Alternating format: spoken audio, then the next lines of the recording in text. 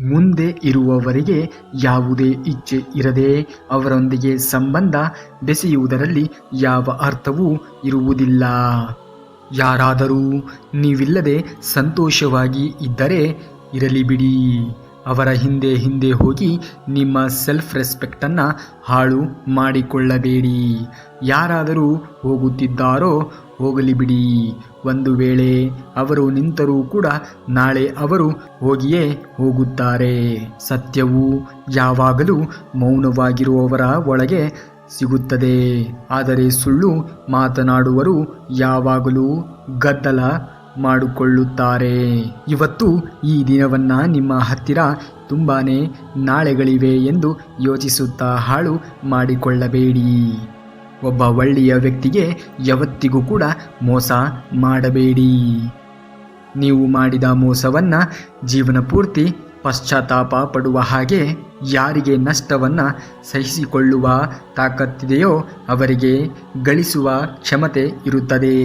ಅದು ವ್ಯಾಪಾರವೇ ಆಗಿರಲಿ ಅಥವಾ ಸಂಬಂಧವೇ ಆಗಿರಲಿ. ಜಗತ್ತಿನಲ್ಲಿ ಸಾವಿರಾರು ಸಂಬಂಧಗಳನ್ನು ಮಾಡಿಕೊಳ್ಳಿ. ಆದರೆ ಒಂದು ಎಂತಹ ಸಂಬಂಧವನ್ನ ಮಾಡಿಕೊಳ್ಳಬೇಕು ಎಂದರೆ ಆ ಸಾವಿರಾರು ಸಂಬಂಧವು ನಿಮ್ಮ ವಿರುದ್ಧ ನಿಂತಾಗಲೂ ಆ ಒಂದು ಸಂಬಂಧ ಮಾತ್ರ ನಿಮ್ಮ ಜೊತೆಯಾಗಿ ನಿಂತಿರಬೇಕು. ಪ್ರೀತಿ ಸತ್ಯವಾಗಿದ್ದರೆ ಅದು ನಿಮ್ಮ ಪರೀಕ್ಷೆಯನ್ನು ತೆಗೆದುಕೊಳ್ಳುವುದಿಲ್ಲ, ನಿಮ್ಮ ಪ್ರತೀಕ್ಷೆಯನ್ನು ಅದು ಮಾಡುತ್ತದೆ. ಜನರು ಎಷ್ಟು ವಿಚಿತ್ರ ಎಂದರೆ ಅವರು ಒಂದು ಮಾತು ಹಿಡಿದುಕೊಂಡು ಒಂದು ವ್ಯಕ್ತಿಯನ್ನು ಬಿಟ್ಟು ಬಿಡುತ್ತಾರೆ. ಅವರು ನಿಮ್ಮನ್ನ ರಮಿಸಬಹುದು ಎಂಬ ನಂಬಿಕೆ ಇದ್ದರೆ ಮಾತ್ರ ಕೋಪ ಮಾಡಿಕೊಳ್ಳಿ. ಅಳುವುದರಿಂದ ನಮ್ಮ ನೋವು ಕಡಿಮೆ ಆಗುವುದಿಲ್ಲ, ನಮ್ಮ ಹೃದಯಕ್ಕೆ ನೆಮ್ಮದಿ ಮಾತ್ರ ಸಿಗುತ್ತದೆ. ಸಂಬಂಧವನ್ನ ನಿಭಾಯಿಸಲು ಒಬ್ಬ ಸುಂದರವಾದ ಒಬ್ಬ ಸಂಗಾತಿಗಿಂತ ಅರ್ಥ ಮಾಡಿಕೊಳ್ಳುವ ಒಬ್ಬ ಸಂಗಾತಿಯ ಅವಶ್ಯಕತೆ ಹೆಚ್ಚಿರುತ್ತದೆ. ಅಧಿಕಾರ, ಚರಿತ್ರೆ ಹಾಗೂ ಸನ್ಮಾನದ ವಿಷಯ ಬಂದರೆ ಅಹಂಕಾರದ ಅವಶ್ಯಕತೆಯು ಅಲ್ಲಿ ಇರುತ್ತದೆ ಹಾಗೂ ಅದು ಬಂದೇ ಬರುತ್ತದೆ. ತಪ್ಪಾಗಿರುವುದು ಪ್ರಕೃತಿಯ ನಿಯಮವಾಗಿದೆ. ಒಪ್ಪಿಕೊಳ್ಳುವುದು ಸಂಸ್ಕೃತಿಯಾಗಿದೆ. ಸುಧಾರಿಸಿಕೊಳ್ಳುವುದು ಪ್ರಗತಿಯಾಗಿದೆ. ಯಾವಾಗ ನಮ್ಮ ಮನಸ್ಸಿನ ತುಂಬ ಗದ್ದಲವಿರುತ್ತದೆಯೋ ನಾವು ಆವಾಗಲೇ ಮೌನವಾಗಿ ಬಿಡುತ್ತೇವೆ. ಜೀವನದಲ್ಲಿ ಎಂತಹ ನೋವುಗಳು ಸಿಕ್ಕಿದೆ ಎಂದರೆ ನಮ್ಮ ಜೀವವನ್ನು ತೆಗೆದುಕೊಂಡು ನಮ್ಮನ್ನು ಜೀವಂತವಾಗಿರಲು ಬಿಟ್ಟಿವೆ. ಯಾವಾಗಲೂ ಪರಿಸ್ಥಿತಿಯ ಕೈ ಗೊಂಬೆ ಆಗಬೇಡಿ, ಏಕೆಂದರೆ ನಿಮ್ಮ ಪರಿಸ್ಥಿತಿಯನ್ನು ಬದಲಾಯಿಸುವ ಆ ಧೈರ್ಯ ನಿಮ್ಮೊಳಗೆ ಇದೆ. ಸಂಗಾತಿ ಬಡವನಾಗಿದ್ದರೂ ಪರವಾಗಿಲ್ಲ, ಒಳ್ಳೆಯವನಾಗಿರಬೇಕು, ನಿಮಗೆ ಗೌರವ ಕೊಡಬೇಕು. ಏಕೆಂದರೆ ಬಡತನದಲ್ಲಿ ಜೀವನ ಸಾಗಿಸಬಹುದು, ಆದರೆ ಕೆಟ್ಟ ವ್ಯಕ್ತಿಯೊಂದಿಗೆ ಜೀವನವನ್ನು ಸಾಗಿಸುವುದು ತುಂಬಾ ಕಷ್ಟ. ಒಮ್ಮೆ ಪತ್ರ, ಒಮ್ಮೆ ರಾಖಿ ಮತ್ತು ಒಮ್ಮೆ ಮನಿ ಆರ್ಡರ್ ಬರುತ್ತಿದ್ದ ಆ ದಿನಗಳ ಮಾತೇ ಬೇರೆ. ಪುಸ್ತಕಗಳಿಂದಲೇ ಎಲ್ಲ ಪಾಠವನ್ನು ಕಲಿಯಬೇಕು ಎಂದು ಏನಿಲ್ಲ. ಕೆಲವು ಪಾಠಗಳನ್ನು ಜೀವನ ಮತ್ತು ಸಂಬಂಧಗಳು ಕಲಿಸಿ ಕೊಡುತ್ತವೆ.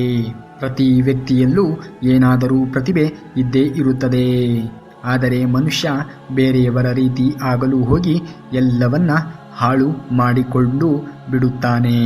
ಯೋಚನೆ ಸುಂದರವಾಗಿದ್ದರೆ ಎಲ್ಲವೂ ಕೂಡ ಸುಂದರವಾಗಿಯೇ ಕಾಣಿಸುತ್ತದೆ.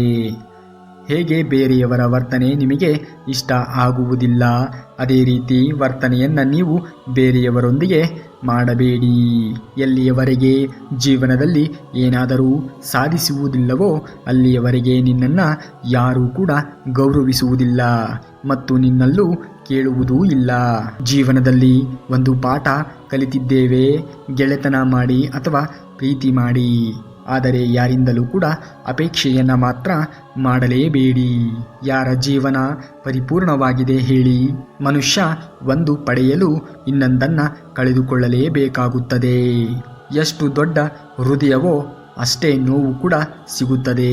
ಸಮಯ ಸರಿಯಾಗಿದ್ದರೆ ನಮ್ಮವರ ಸರಿಯಾದ ಪರಿಚಯವೇ ನಮಗೆ ಆಗುತ್ತಿರಲಿಲ್ಲ. ಕೆಲವರು ನಮಗೆ ಎಷ್ಟು ಶುಭ ಚಿಂತಕರಾಗಿದ್ದಾರೆ ಎಂದರೆ ನಮಗೆ ಶುಭವಾದಾಗ ಅವರಿಗೆ ಚಿಂತೆ ಕಾಡಲು ಶುರುವಾಗುತ್ತದೆ. ಜೀವನದಲ್ಲಿ ಕೆಲವು ಒಳ್ಳೆಯ ಗೆಳೆತನವೂ ಇರಬೇಕು, ಏಕೆಂದರೆ ಪ್ರತಿ ಬಾರಿ ಪ್ರೀತಿಯೇ ನಮ್ಮನ್ನ ಕೈ ಹಿಡಿಯಲು ಸಾಧ್ಯವಿಲ್ಲ.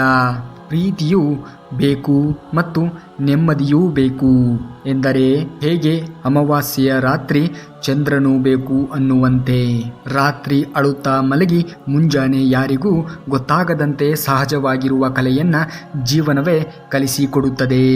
ಕಲಿಯುವ ಯಾವ ಉತ್ಸಾಹವೂ ಇಲ್ಲದೆ ಇರುವುದಕ್ಕಿಂತ ಅಜ್ಞಾನಿಯಾಗಿರುವುದರ ನಾಚಿಕೆಯು ವಿಷಯವೇ ಅಲ್ಲ.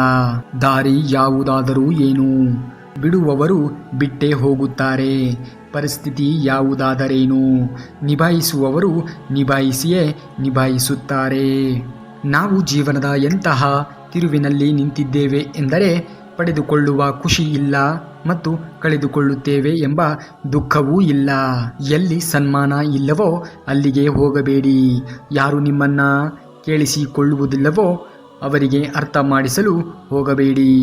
ಯಾವುದು ರುಚಿ ಇರುವುದಿಲ್ಲವೋ ಅದನ್ನ ತಿನ್ನಬೇಡಿ. ಸತ್ಯ ಹೇಳಿದರೂ ಕೋಪ ಮಾಡಿಕೊಳ್ಳುವರನ್ನ ರಮಿಸಲು ಹೋಗಬೇಡಿ. ಅದೃಷ್ಟ ನಿಮ್ಮ ಕೈ ಕೊಟ್ಟಾಗ ತಿಳಿದುಕೊಳ್ಳಿ, ನಿಮ್ಮ ಪರಿಶ್ರಮ ನಿಮ್ಮ ಕೈ ಹಿಡಿಯುತ್ತದೆ ಎಂದು.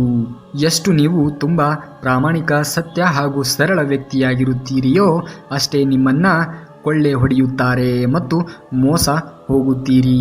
ಯಾರ ಸಮಯ ಸರಿಯಿಲ್ಲ ಅಂಥವರ ಸಹಾಯ ಮಾಡಿ, ಆದರೆ ಯಾರ ನಿಯತ್ತು ಸರಿಯಾಗಿಲ್ಲವೋ ಅವರಿಂದ ಆದಷ್ಟು ದೂರವಿರಿ. ಜೀವನ ಚಿಕ್ಕದಾಗಿಲ್ಲ. ಜನ ಬದುಕುವ ಕಲೆಯನ್ನ ತಡವಾಗಿ ಕಲಿಯುತ್ತಿದ್ದಾರೆ. ಎಲ್ಲ ಅರ್ಥವಾಗುವಷ್ಟರಲ್ಲಿ ಹೋಗುವ ಸಮಯ ಬಂದೇ ಬಿಟ್ಟಿರುತ್ತದೆ. ಸಂಬಂಧಗಳು ದುರ್ಬಲವಾಗಿರಬಾರದು.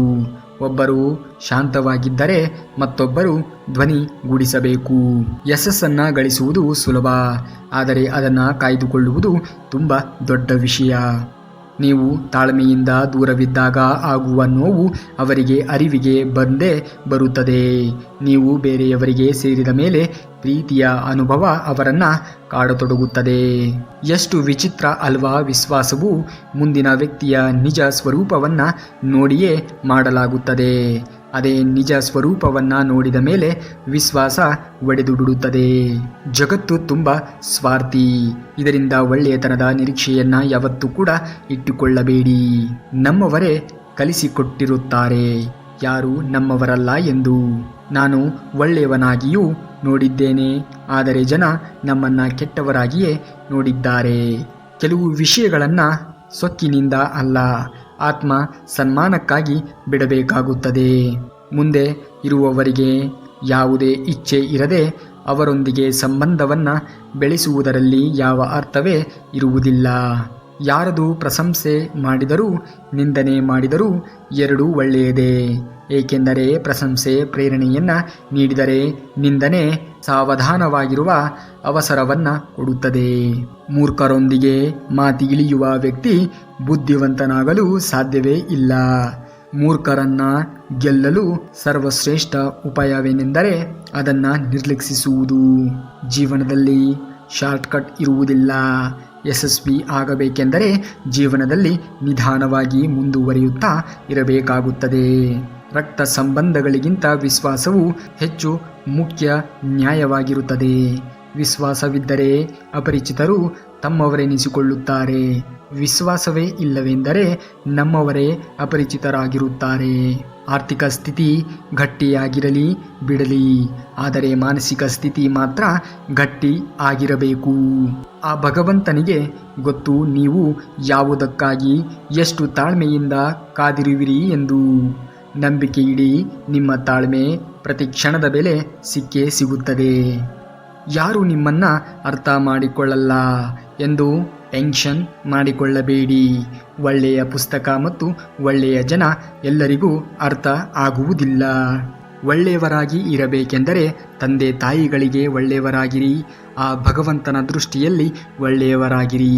ಈ ಜಗತ್ತಿನಲ್ಲಿ ಗೆದ್ದರೆ ಹೆಸರು, ಮಾಡಿದರೆ ಹೊಟ್ಟೆ ಉರಿದುಕೊಳ್ಳುತ್ತಾರೆ, ಸೋತರೆ ನಿಮ್ಮನ್ನು ನೋಡಿ ನಗುತ್ತಾರೆ. ಅಭಿಮಾನವನ್ನ ಬರಲು ಬಿಡಬೇಡಿ ಮತ್ತು ಸ್ವಾಭಿಮಾನವನ್ನ ಹೋಗಲು ಬಿಡಬೇಡಿ. ಅಭಿಮಾನವು ನಿಮ್ಮನ್ನ ಏಳಲು ಬಿಡುವುದಿಲ್ಲ. ಮತ್ತು ಸ್ವಾಭಿಮಾನವು ನಿಮ್ಮನ್ನು ಬೀಳಲು ಬಿಡುವುದಿಲ್ಲ. ಬೀಳುವುದು ಸುಲಭವಾಗಿದೆ, ಬೀಳಿಸುವುದು ಇನ್ನೂ ಸುಲಭವಾಗಿದೆ. ಆದರೆ ಕೈ ಹಿಡಿಯುವುದು, ಜೊತೆಯಾಗಿ ನಡೆದುಕೊಂಡು ಹೋಗುವುದು ಇದೆಯಲ್ಲ, ಅದು ತುಂಬ ಕಠಿಣವಾಗಿದೆ. ತಪ್ಪೇ ಇಲ್ಲದೆ ಜನರು ಕೈಕಾಲು ಹಿಡಿದು ಬೇಡುವುದನ್ನು ನೋಡಿದ್ದೇವೆ. ಸಂಬಂಧ ಉಳಿಸಲು ಜನ ಏನನ್ನೆಲ್ಲ ಮಾಡುವುದನ್ನು ನೋಡಿದ್ದೇವೆ. ಗಾಳಿಯಲ್ಲಿ ತೇಲಿ ಬಂದ ಮಾತುಗಳ ಮೇಲೆ ವಿಶ್ವಾಸವನ್ನು ಇಡಬೇಡಿ. ಕಿವಿಯಿಂದ ಕೇಳಿಸಿಕೊಂಡ ಸಂಬಂಧವನ್ನು ಕಳೆದುಕೊಂಡಿದ್ದಾರೆ. ಜೀವನದಲ್ಲಿ ನಾವು ಅಂದುಕೊಂಡ ಹಾಗೆ ಏನೂ ಸಿಗುವುದಿಲ್ಲ. ನಾವು ಯಾವುದಕ್ಕೆ ಲಾಯಕ್ಕಾಗಿ ಇದ್ದೇವೆಯೋ ಅದೇ ಸಿಗುತ್ತದೆ. ಜೀವನವು ಅಳಿಸಿದರೆ ತಿಂದು ಬಿಡಿ. ಕ್ಷಮೆ ಸಿಕ್ಕಿತ್ತು ಎಂದು ಜೀವನವು ನಗಿಸಿದರೆ ತಿಳಿದುಕೊಂಡು ಬಿಡಿ, ಆಶೀರ್ವಾದ ಫಲಿಸಿತು ಎಂದು. ಯಾರು ನಮ್ಮ ತಪ್ಪನ್ನು ಒಪ್ಪಿಕೊಳ್ಳಲಿಲ್ಲವೆಂದರೆ ಅವರು ನಿಮ್ಮನ್ನು ತಮ್ಮವರೆಂದು ಹೇಗೆ ಒಪ್ಪಿಕೊಂಡಾರು? ಹಠ, ಕೋಪ, ಆಸೆ ಮತ್ತು ಅಪಮಾನಗಳು ಗೊರಕೆ ಇದ್ದ ಹಾಗೆ. ಬೇರೆಯವರು ಮಾಡಿದರೆ ಚುಚ್ಚುತ್ತದೆ, ನಾವೇ ಸ್ವತಃ ಮಾಡಿದರೆ ಅವರ ಅರಿವೇ ಇರುವುದಿಲ್ಲ. ಅಭಿಮಾನವು ದೇವತೆಯನ್ನ ರಾಕ್ಷಸನನ್ನಾಗಿಸುತ್ತದೆ ಮತ್ತು ನಮ್ರತೆಯು ಸಾಧಾರಣ ವ್ಯಕ್ತಿಯನ್ನ ದೇವತೆಯಾಗಿಸುತ್ತದೆ. ಸುಖ ಮತ್ತು ದುಃಖಗಳು ಅತಿಥಿಗಳು ಇದ್ದ ಹಾಗೆ. ಒಬ್ಬರಾದ ಮೇಲೆ ಒಬ್ಬರು ಬಂದು ಹೋಗುತ್ತಿರುತ್ತಾರೆ. ಅವರು ಬರಲಿಲ್ಲವೆಂದರೆ ನಾವು ಅನುಭವವನ್ನು ಎಲ್ಲಿಂದ ತಿಳಿಯೋದು? ನೀವು ತುಂಬ ಇಷ್ಟಪಡುವವರು ಮೊದಲಿನ ತರಹ ಇಷ್ಟಪಡುತ್ತಿಲ್ಲವೆಂದರೆ ಮತ್ತು ಪದೇ ಪದೇ ನಿಮ್ಮನ್ನು ಇಗ್ನೋರ್ ಮಾಡುತ್ತಿದ್ದಾರೆ ಎಂದರೆ ಏನು ಮಾಡಬೇಕು ಗೊತ್ತಾ? ನೀವು ಕೆಲವು ದಿನಗಳವರೆಗೆ ಅಥವಾ ಕೆಲವು ಕಾಲಗಳವರೆಗೆ ಮೆಸೇಜ್ ಮಾಡಬೇಡಿ. ಆಮೇಲೆ ನೋಡಿ ಅವರು ಅವರ ಕಡೆಯಿಂದ ಮಾತನಾಡಲು ಎಷ್ಟು ಪ್ರಯತ್ನವನ್ನ ಪಡುತ್ತಾರೆ ಎಂದು. ಅವರು ನಿಜವಾಗಲೂ ನಿಮ್ಮನ್ನ ಪ್ರೀತಿಸುತ್ತಿದ್ದರೆ ನೀವು ಕಾಲ್ ಮಾಡದೇ ಇದ್ದರೂ ಅವರು ನಿಮಗೆ ಕಾಲನ್ನ ಮಾಡೇ ಮಾಡುತ್ತಾರೆ. ಒಂದು ಮಾತು, ಯಾರು ನಿಮ್ಮ ಜೀವನದಿಂದ ಹೋಗಲು ಪ್ರಯತ್ನಿಸುತ್ತಿರುತ್ತಾರೆಯೋ ಅವರನ್ನ ತಡೆಯಬೇಡಿ, ಹೋಗಲು ಬಿಡಿ. ಇನ್ನು ಇದೇ ರೀತಿಯಾಗಿರುವಂತಹ ಮಾಹಿತಿಗಳಿಗಾಗಿ ತಪ್ಪದೇ ನಮ್ಮ ಚಾನಲ್ನ ಸಬ್ಸ್ಕ್ರೈಬ್ ಮಾಡ್ಕೊಳ್ಳಿ. ಮುಂದಿನ ವಿಡಿಯೋದಲ್ಲಿ ಸಿಗುವವರೆಗೂ ಧನ್ಯವಾದ. ಕರುನಾಡಿಗೆ.